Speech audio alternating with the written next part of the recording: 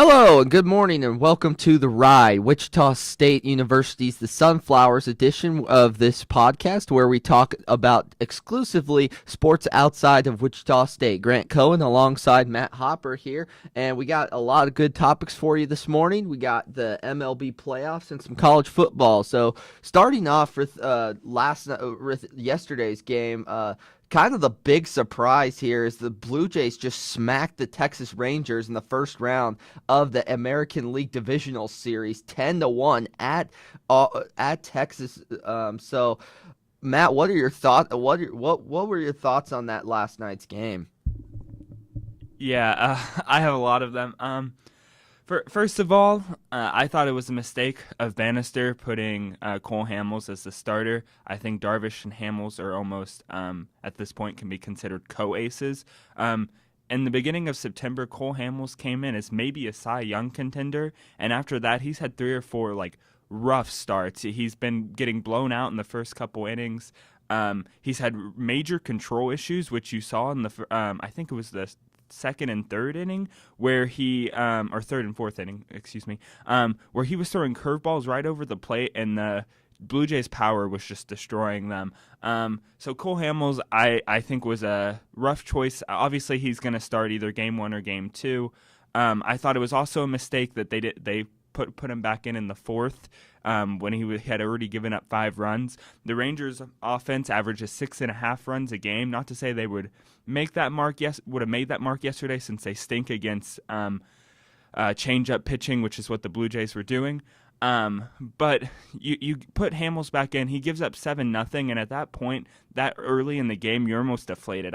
I turned the game off for a while because 7-0, that's not a game. So that was a hard start. I think it's going to be difficult for the Rangers to bounce back. Obviously, they can. I think Darvish will do a lot better. That last start he had before coming into the postseason, he threw 12 strikeouts. They're going to need that today, especially with the Blue Jays hitting being not only hot but confident at this point. So I think it'll be interesting. What do you think, Grant? Well, I mean that first off, I don't know how you can say that it was a difficult decision to start Hamels in game 1. I mean, they're paying him over $10 million to pitch in big league games. That's part of the reason they got him. But I mean, I do agree with you in the most part. He should have been pulled out in the third inning when he's getting his butt kicked 7-0. Obviously it was I put the blame most, if not all, on him, and that is harsh. But I mean, when you're giving up seven runs early, it's not gonna win you any games. So they obviously should. No question they should have started Cole Hamels, but in reality, they should have pulled him a lot earlier. And maybe that's somewhat of a good thing. I know maybe we're looking ahead here, but if the Rangers do bounce back, and it is possible, and they do force a game 5, Hamels pitched so low he could start potentially game 5. I know that's probably a little scary after last night's performance, but I mean, one bad game. I don't believe in him having 2 bad games in a row. That he's an all-star for a reason. He's getting paid over $10 million for a reason. And simply, I just don't think the Rangers partly couldn't hit. They couldn't hit at all. When you take a look at the numbers here, and Elvis Andrus was the only guy that actually did anything for him, scoring the game's only run and going 2 for 3 off 7 pitches. So in reality, your bats have got to step up as well, and I think that's going to be the key for game 2. Not saying, and the Rangers and the Blue Jays do play tonight this afternoon at 1:00, but that's going to be very difficult to bounce back. I mean, we saw them go ahead last year against the Toronto Blue Jays 2-0 at Toronto, and we thought the series was over. Well, Toronto ended up winning 2 games in Texas, and then they ended up winning the last game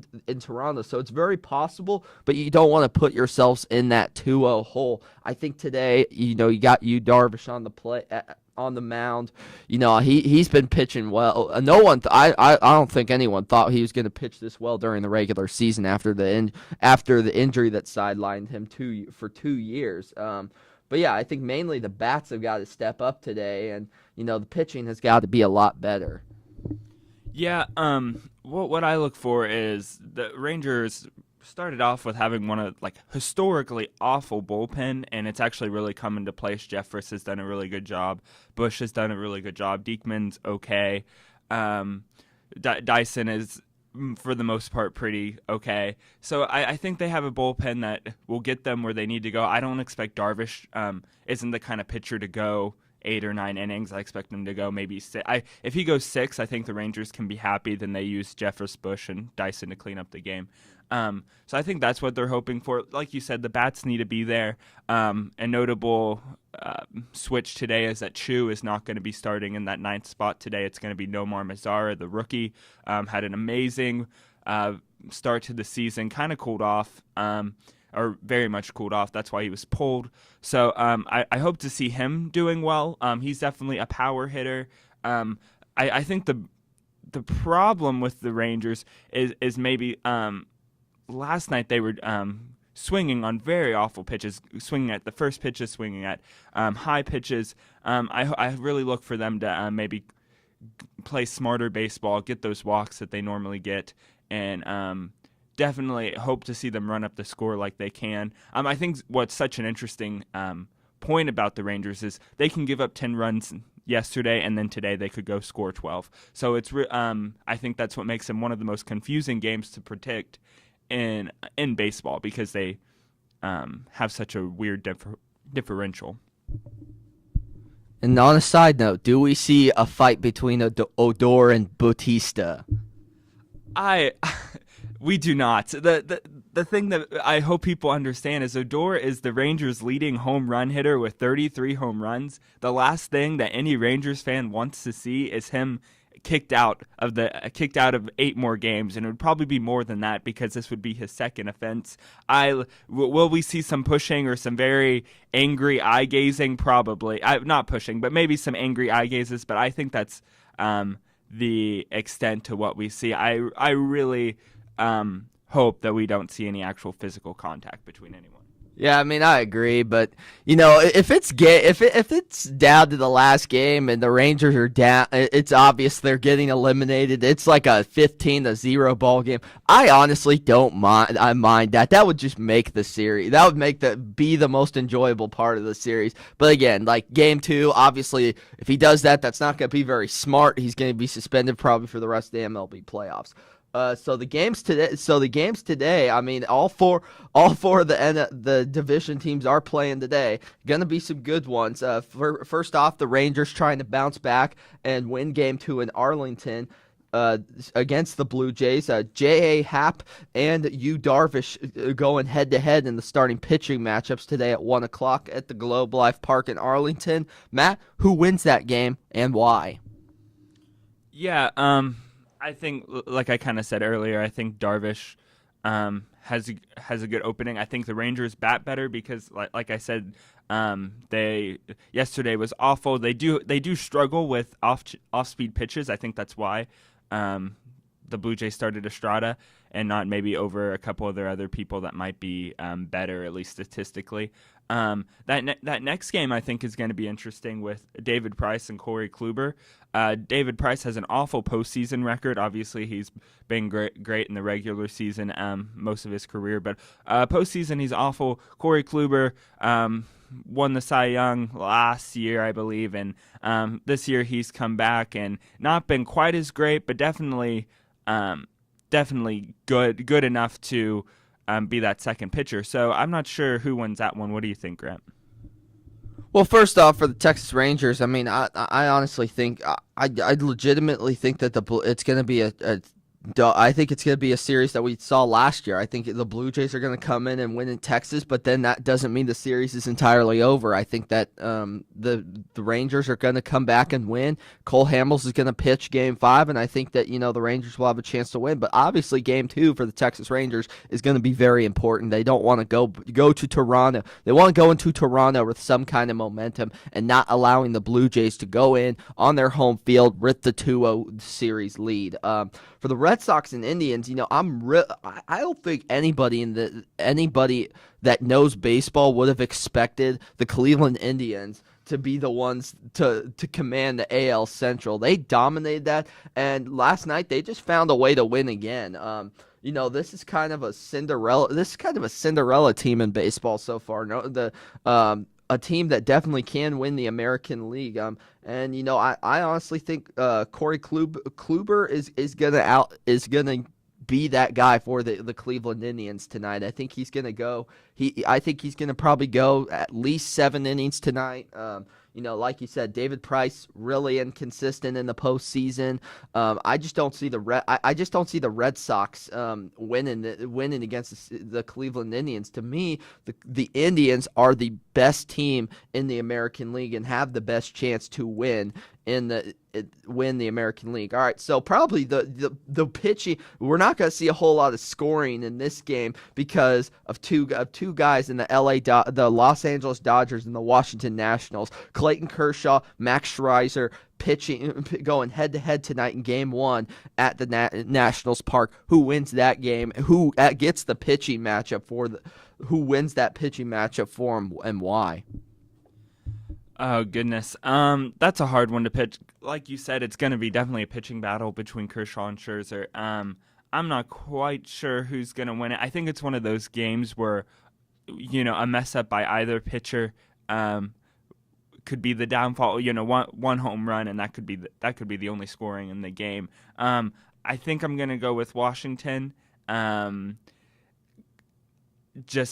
like their bats a little better. I think maybe Scherzer might last a little longer, an inning or two. But that's a hard one to predict. What do you think, Grant? I'm with you there. That one's a hard one to predict as well because Clayton other than Madison Bumgarner, I believe Clayton Kershaw is the best postseason pitcher that we have seen in this era, other than Madison Bumgarner. But I just think he's just so good. He's just so good at changing his pitches, changing speeds, and really doing a good job in getting himself out of a hole if he's in one, which isn't very often. So honestly, I see the Dodgers winning this one. It's gonna be like a 1-2-0 game. One of those pitchers is gonna have the shutout, and I believe that pitcher is going to be Clayton Kershaw tonight, and they go up 1-0. All right, so. This one is going to be this one's a series that people are probably most excited for. The Chicago Cubs, the best record in baseball, the lovable losers, haven't won a World Series since 1908, and they're going back for the playoffs and facing a San Francisco Giants team that really won in dramatic fashion over the New York Mets and phenomenal pitching from Madison Bumgarner. So basically, the pitching matchups tonight for that game is for San Francisco, it's Johnny Cueto and John Lester on the mound. Again, two great pitching matchups. Probably going to be a low-scoring game, but I don't know. What are your thoughts on this, Matt? Yeah, this one's interesting. Obviously, you have the Cubs who won 103 games this year, and then you have San Francisco who always comes into the playoffs like this year where they kind of creep in. Whether they come in as a favorite or they come in as a wild card and an underdog, they always seem to take the postseason. They always seem to do really well.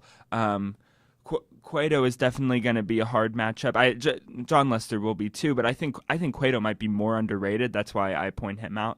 I think people seem to put him under Bumgarner, and so they're going to say, "Oh, we got a break, not having to face Bumgarner the first round, or the first game." But I don't think that's the case. I think Cueto could come out and really cause problems for that Cubs lineup. Again, these are one of those games. The pitching matchup is so close. I think it's hard to predict. I'm actually going to go with the Cubs for the series, but I'm going to go with the Giants for the first game. I think it's kind of a what's the word I'm looking for? It's kind of an advantage being able to play that first wild card game. You get out with a win. Like the Giants did in huge fashion, and they've got momentum, they've got that adrenaline, and I think they come in this game kind of surprising the Cubs a little bit and getting that first game.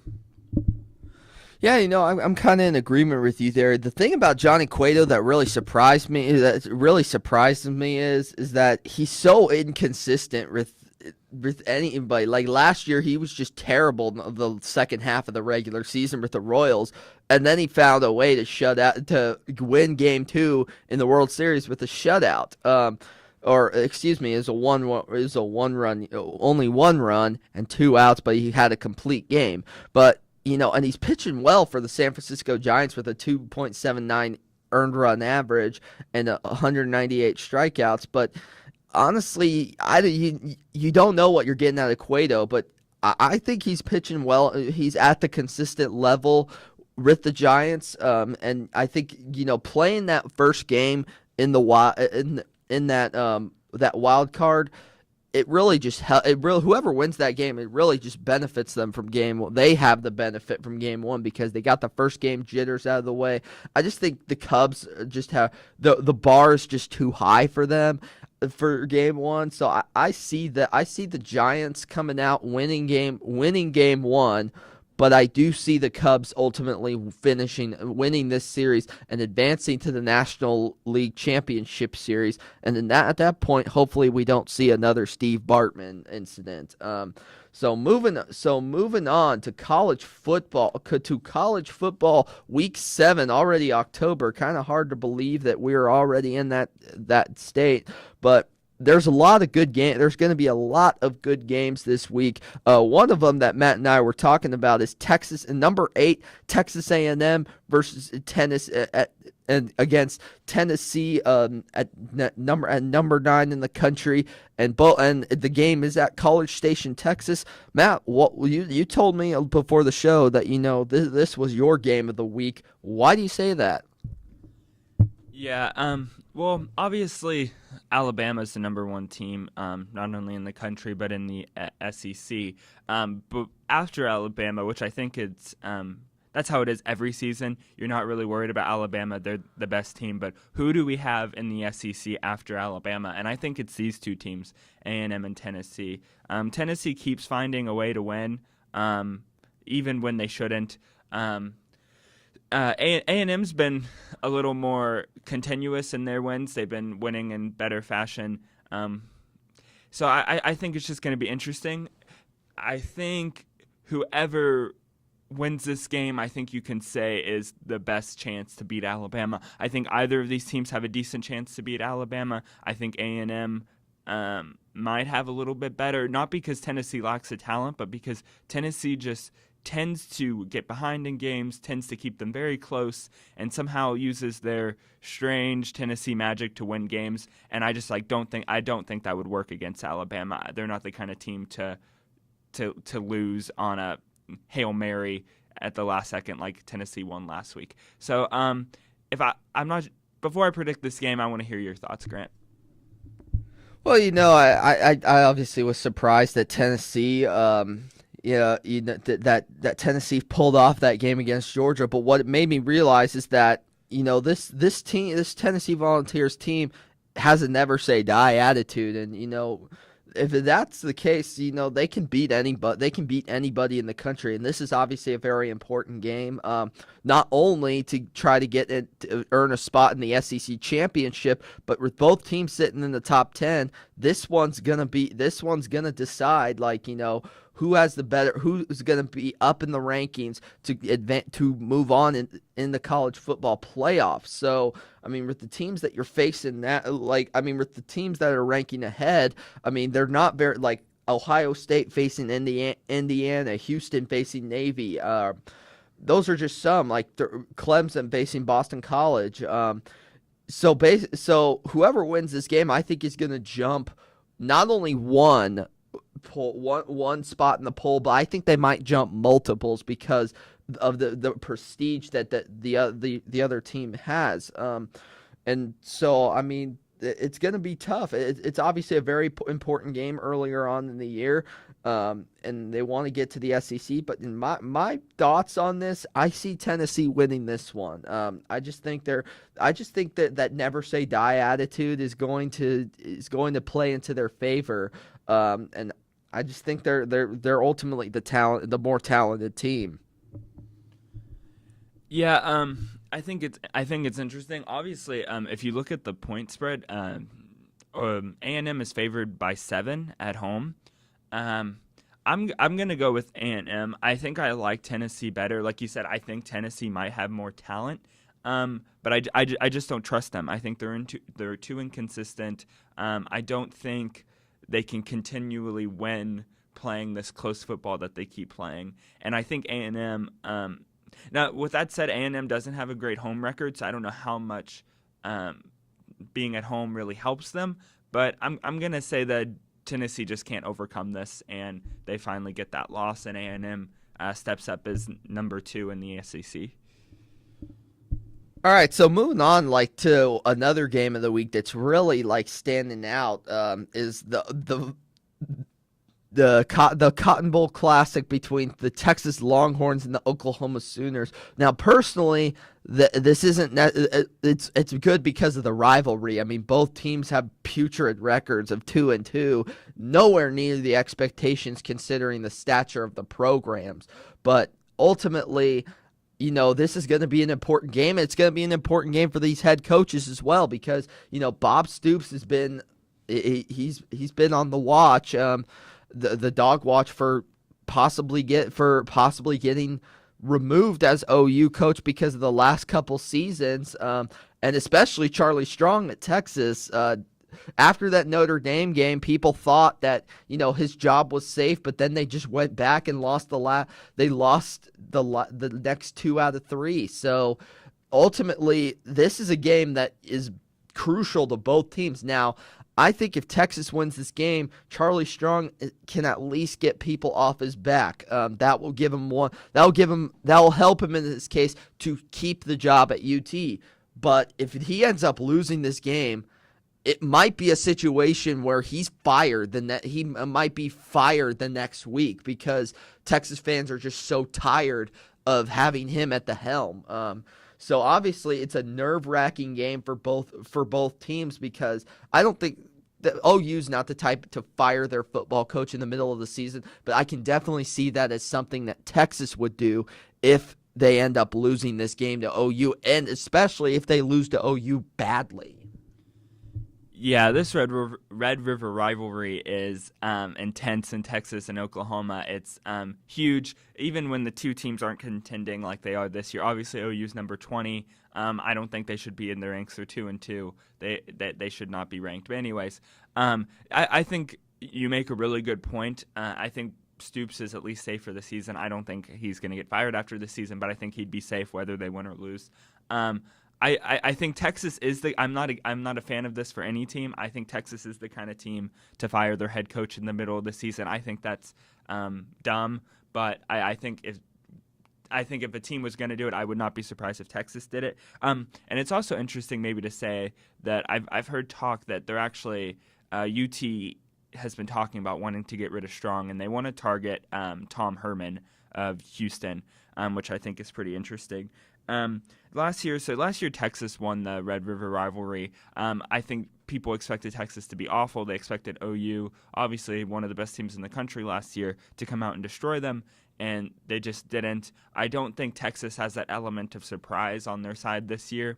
I don't think they're going to be underrated after beating Notre Dame, and I think OU is going to have also OU at 2-2 is going to realize that they don't want to be 2-3. They don't want to go under 500, and they're going to come out and win this game. Yeah, I mean, I just think OU's just way too strong. I mean, I don't think they should be in the polls personally, but yeah, I mean, but they're just, I think they're just more talented than Texas is, and hey, LSU fired Les Miles. Let's not forget that they fired him a couple weeks ago, and so I mean, it's definitely something that it's not uncommon. It's not uncommon for teams to do that, and I think Texas is so fed up with Charlie Strong at this point that if they lose this game, there will be so much pressure on the athletics department to do something about it. And I think sitting at a 2-3 record, it's probably an already done situation if you lose this game. So why not search for for people in another direction. Obviously, you're not going to get Houston. You're not going to get Tom Herman in the middle of the year when he's coaching Houston at number 6 on an undefeated season. You're not going to get him, but that's an idea for next year. You maybe give your offensive coordinator or defensive coordinator a shot at that head coach. If they end up doing really well, that could be a sign that they have the head coaching job next year. But I think if they lose this game, it won't be a surprise to me if if it says on ESPN that Texas has fired Charlie Strong. That just will not be a surprise. Now, if Texas does win this game, his job is at least safe for a couple more weeks. But then if they continue to lose, it's obviously back. So this is obviously a very important game for both head coaches. It's one that you don't want to lose to the rivalry, probably one of the most important rivalries in college football. So we got about 5 minutes here before we wrap up the show. So we're going to do some lightning prediction games here, kind of put each of us on the spot. So the first game that I'm going to shoot out you, Matt, is Houston Navy. Houston Navy. The game is at Annapolis, Maryland. Navy coming in at 3-1, but Houston having this magical year at number 6. Houston trying to get into the college football playoff. Who wins that one and why? Who wins it? Houston. Why? Greg Ward Jr., Houston's quarterback. That offense is way too much to handle. I think Navy is actually not bad. I think they're good. I think maybe they'll make I think most likely they'll make a bowl game this year. With that said, Houston is going to make the college football playoff, and they're just going to be way too much for them, and I think they blow them out like they've done to the rest of their AAC opponents. Yeah, I mean, I think Houston has this one, but I think it's going to be actually a very close game. I think this is one of the best Navy teams that has been put on the floor in a long time.